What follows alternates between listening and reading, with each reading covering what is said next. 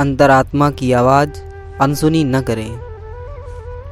क्या हमने कभी सोचा है अथवा महसूस किया है कि सब कुछ करके भी, सारे सम्मान, पद प्रतिष्ठाओं और सफलताओं को प्राप्त करके भी हमारी आत्मा को संतोष नहीं मिलता और न ही समाज पर हमारे जीवन का कोई विशेष असर पड़ता है?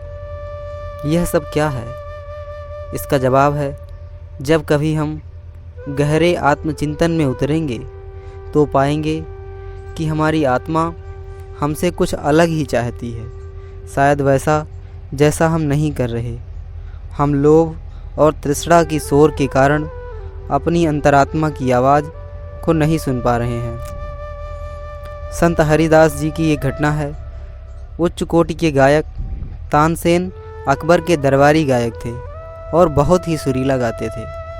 अकबर जब कभी तानसेन के गायन की प्रशंसा करते तो तानसेन कह देते, यह सब मेरे गुरुदेव संत हरिदास महाराज के चरणों का प्रताप है। उन जैसा महान गायक पृथ्वी पर दूसरा नहीं है। उनकी बातें सुनकर अकबर हरिदास के दर्शनों के लिए व्याकुल हो उठे।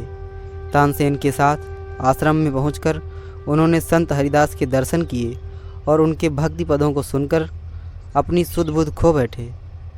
अकबर ने तानसेन से पूछा, तानसेन, आप भी बहुत अच्छा गाते हो, परंतु जो रस आपके गुरु संत हरिदास के गायन को सुनकर मिला वह आपका गायन सुनकर कभी नहीं मिला।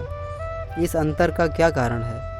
तानसेन ने उत्तर दिया, हुजूर, संत हरिदास ईश्वर के प्रेम के गीत निस्वार्थ भाव से गाते हैं, जबकि मैं दरबारी गायक होने के नाते धन के लोभ में आपकी प्रशंसा का राग अलापता हूँ। अतः दोनों की वाणी में अंतर होना स्वाभाविक है। यह सुनते ही अकबर संत हरिदास के समक्ष नतमस्तक हो उठे। इस कहानी के अनुसार हमें भी चाहिए कि हम सभी स्थिर और शांत चित्त होकर ध्यान में बैठें और अपनी अंतरात्मा की किताब को पढ़ने की कोशिश करें।